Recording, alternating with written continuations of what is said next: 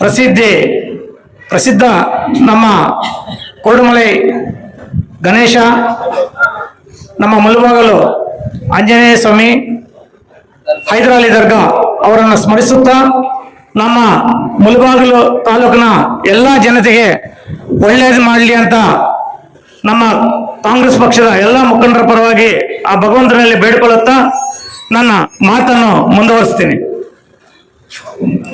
ಈ ದಿನ ಇಲ್ಲಿ ನಾವು ಸೇರಿರುವಂತ ಕಾರ್ಯಕ್ರಮ ದೀರ್ಘ ಸುಮಂಗಲಿ ಭವದ ಅಂಗವಾಗಿ 4ನೇ ಹಂತದ ಕಾರ್ಯಕ್ರಮ. ಈಗ 3 ಕಾರ್ಯಕ್ರಮ ಮಾಡಿದ್ದೀವಿ.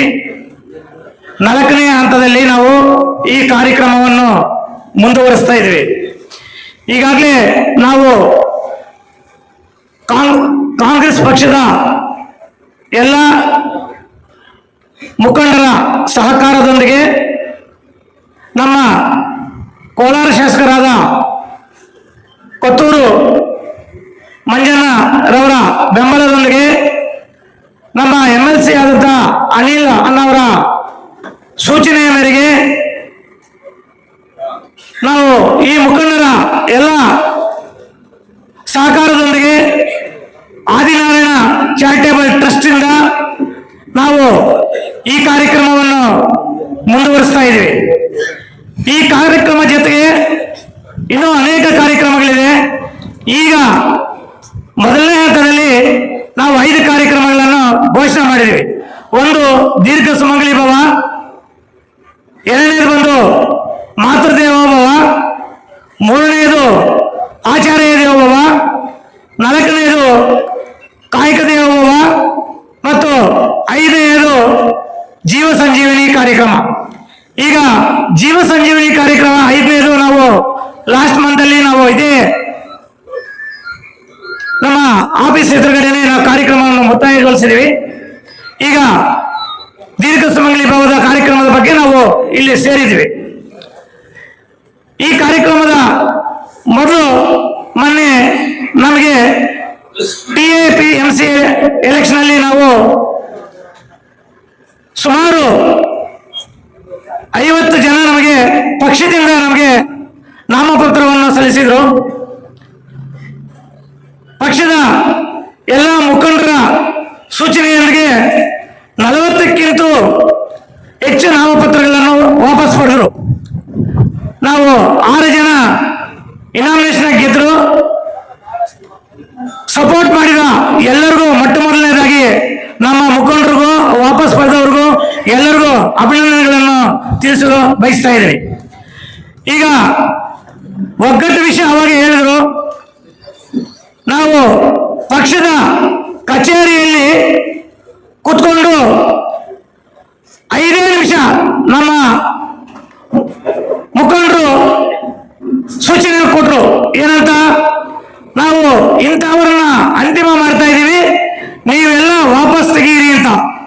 ಒಂದೇ ಒಬ್ಬರು ಕೂಡ ಒಂದು ಮಾತು ಕೂಡ ಮಾತಾಡಲಿಲ್ಲ. ನೀವೆಲ್ಲ ಗಮನಿಸಿರ್ತೀರ, ಒಂದೇ ಒಂದು ಮಾತು ಕೂಡ ಮಾತಾಡಲಿಲ್ಲ.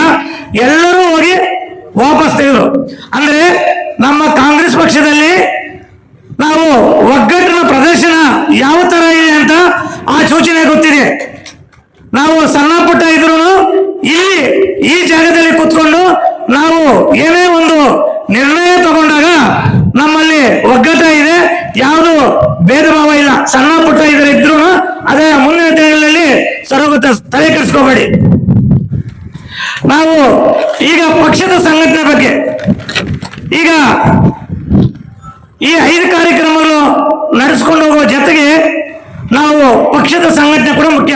ಯಾಕಂದ್ರೆ ಈಗ ಗ್ರಾಮ ಪಂಚಾಯಿತಿ, ತಾಲೂಕು ಪಂಚಾಯಿತಿ, ಜಿಲ್ಲಾ ಪಂಚಾಯಿತಿ ಮತ್ತು ನಗರಸಭೆ ಎಲೆಕ್ಷನ್ ಬರ್ತಾ ಇದೆ.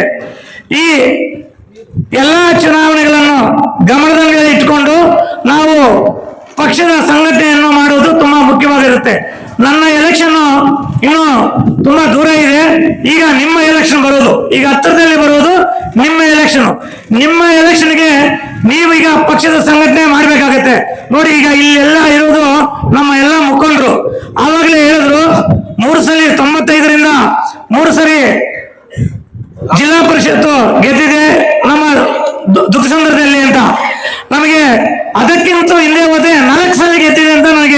ಹೇಳಿದ್ರು.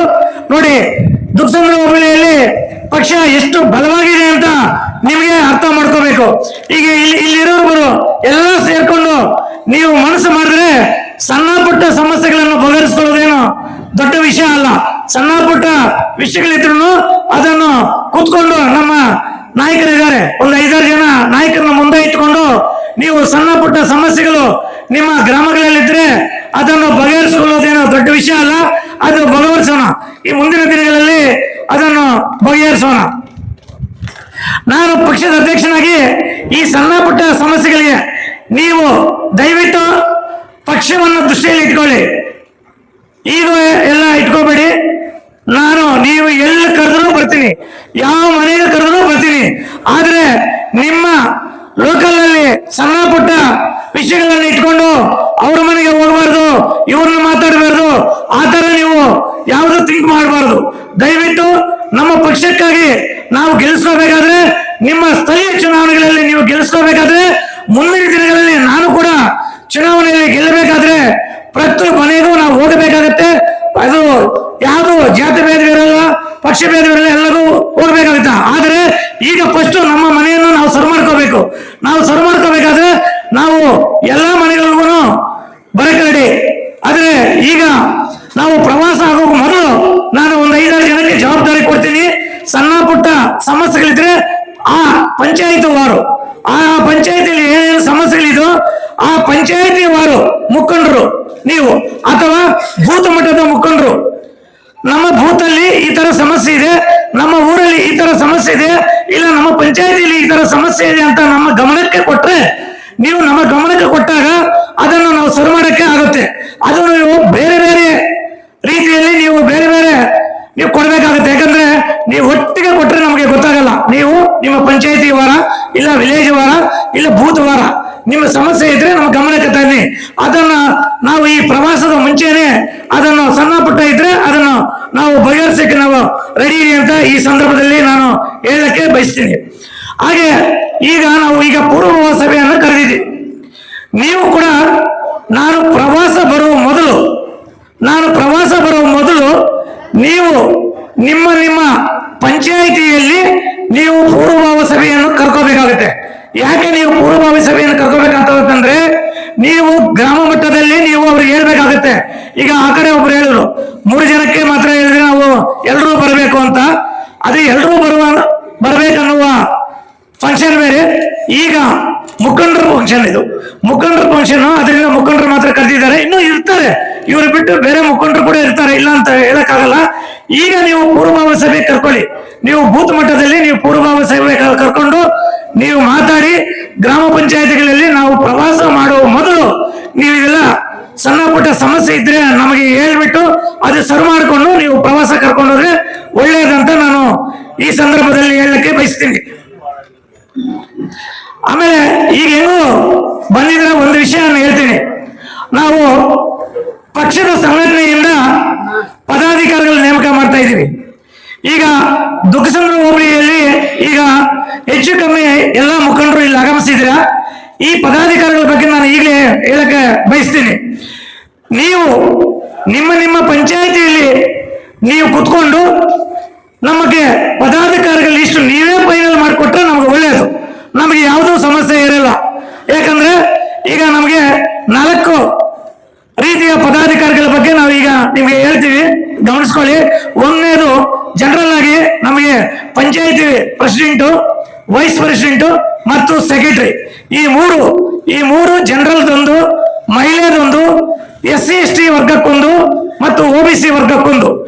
ಈ 4 ನಿಮ್ಮ ನಿಮ್ಮ ಪಂಚಾಯತಿಯಲ್ಲಿ ನೀವು ಹೆಂಗೋ ಈಗ ಕಾರ್ಯಕ್ರಮದ ಮೊದಲು ನೀವು ಕುತ್ಕೊಂತೀರಾ, ಆ ಟೈಮಲ್ಲಿ ನೀವು ಅದನ್ನು ಕೂಡ ನಮಗೆ ಫೈನಲ್ ಮಾಡಿಕೊಟ್ರೆ ಒಳ್ಳೇದಂತ ನಾನು ಈ ಸಂದರ್ಭದಲ್ಲಿ ನಾನು ಎಲ್ಲ ನಮ್ಮ ಪಕ್ಷದ ವತಿಯಿಂದ ನಿಮ್ಮನ್ನು ಬೇಡ್ಕೊಂತ ಇದ್ದೀನಿ. ಅದೇ ರೀತಿ ನನಗೆ ತುಂಬಾ ದಿವಸದಿಂದ ನಮ್ಮ ಡಾಕ್ಟರ್ ಪ್ರಚಾರ ಸಮಿತಿಯ ಕಮಿಟಿ ಇದು ಕೊಡಿ, ನನಗೆ ತುಂಬಾ ಪ್ರೆಷರ್ ಇದೆ ಅಂತ ನನಗೆ ತುಂಬಾ ದಿವಸದಿಂದ ಕೇಳ್ಕೊಂತ ಇದ್ದಾರೆ. ನಾನು ಪಕ್ಷದ ಅಡಿಯಲ್ಲಿ ನಾನು ಮಾತುಕತೆ ಮಾಡಿ ಕೊಡ್ಬೇಕಾಗತ್ತೆ. ನಾನು ಒಬ್ಬನೇ ನಾನು ಕೊಡಕ್ಕಾಗಲ್ಲ ಅಂತ ನಾನು ಅವರಿಗೆ ಸಬೂಬು ಹೇಳ್ಕೊಂಡು ಬರ್ತಾ ಇದ್ದೀನಿ. ಸಬೂಬು ಹೇಳ್ಕೊಂಡು ಬರ್ತಾ ಇದ್ದೀನಿ. ದಯವಿಟ್ಟು ನಮ್ಮ ಪ್ರಚಾರ ಸಮಿತಿ ಕೂಡ ಅದು ಆದಷ್ಟು ಬೇಗ ಈ ವಾರದಲ್ಲೇ ನೀವು ಮುಗಿಸಿ ಕೊಟ್ರೆ ಒಳ್ಳೇದಂತ ಹೇಳ್ಬಿಟ್ಟು ನಾನು ಈ ವೇದಿಕೆಯಲ್ಲಿ ನಾನು ಬೇಡ್ಕೊಂತ ಇದ್ದೀನಿ. ಈ ಕಾರ್ಯಕ್ರಮ ಹಳೆ ಕಾರ್ಯಕ್ರಮಕ್ಕಿಂತ ಭಿನ್ನವಾಗಿರುತ್ತೆ, ನಿಜ, ನಾನು ಇಲ್ಲ ಅಂತ ಹೇಳ್ತಾ ಇಲ್ಲ. ಈ ಕಾರ್ಯಕ್ರಮಕ್ಕೆ ನಮ್ಮ ಜಿಲ್ಲಾ ಮಂತ್ರಿಗಳು ಬರುವ ಸೂಚನೆ ಕೊಟ್ಟಿದ್ದಾರೆ. ಇವತ್ತು ನನಗೆ ಬೆಳಗ್ಗೆ ನಾನು ಮನೆಯನ್ನ ಮನೆಗೆ ಹೋಗಿದ್ದೆ, ಮುಂದಿನ ಕಾರ್ಯಕ್ರಮಕ್ಕೆ ನಾನು ಜಿಲ್ಲಾ ಮಂತ್ರಿಗಳನ್ನ ಕರ್ಕೊಂಡ್ ಬರ್ತೀನಿ ಅಂತ ಹೇಳಿದ್ದಾರೆ. ಒಂದ್ ವೇಳೆ ಜಿಲ್ಲಾ ಮಂತ್ರಿಗಳೇನಾದರೂ ಬಂದಲ್ಲಿ ದೇವರಾಯ ಸಮುದ್ರವನ್ನು ಕೂಡ ಸೇರಿಸುವ ಸೂಚನೆ ಇರುತ್ತೆ. ಅದನ್ನು ಪ್ರತ್ಯೇಕವಾಗಿ ನಾನು ಮೀಟಿಂಗ್ ಮಾಡಬೇಕಾಗತ್ತೆ. ಅದರಿಂದ ನಾನು ಈಗ ಆ ದೇವರಾಯ ಸಮುದ್ರ ಬಗ್ಗೆ ನಾನು ಈಗ ಹೇಳಲಿಲ್ಲ, ಆದ್ರೂ ಇಲ್ಲಿ ಒಂದು ಸೂಚನೆ ಕೊಡ್ಬೇಕಂತ ನಾನು ಹೇಳ್ತೀನಿ. 6 ಪಂಚಾಯತಿ ಜೊತೆಗೆ ಇನ್ನೂ ಒಂದು ಪಂಚಾಯತಿ ಸೇರಿಸಿ ದೊಡ್ಡ ಮಟ್ಟದ ಕಾರ್ಯಕ್ರಮವನ್ನು ರೂಪಿಸ್ತೀವಿ.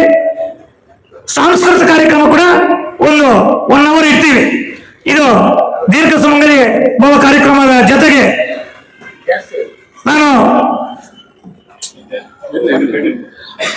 ನಾನು ಈಗ ಪ್ರವಾಸವನ್ನು ಪ್ರತಿ ಊರಿಗೂ ಬರ್ತೀನಿ. ನಾನು ಬೂತ್ ಮಟ್ಟದಲ್ಲ, ಯಾಕಂದ್ರೆ ಆ ಊರಲ್ಲಿ ಅವರು ನನಗೆ ಹೇಳಬೇಕಾದ ಸಮಸ್ಯೆಗಳು ಬೇರೆ ಬೇರೆ ರೀತಿ ಇರ್ತದೆ. ಅದರಿಂದ ಪ್ರತಿ ಊರಿಗೂ ನಾನು ಬರ್ತೀನಿ.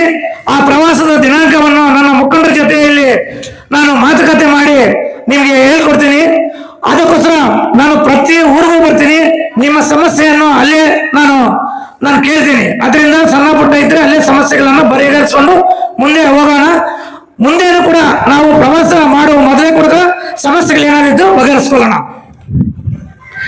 ಒಂದು ನಿಮಗೆ ಎಲ್ಲ ಮುಖಂಡರಿದ್ದೀರಾ, ನಾನು ಒಂದು ರಿಕ್ವೆಸ್ಟ್ ಮಾಡ್ಕೊಂತ ಇದ್ದೀನಿ. ನನ್ನ ಇದು ವೈಯಕ್ತಿಕ ವಿಷಯ, 1-2 ನಿಮಿಷ ಕಟ್ ಮಾಡಿ.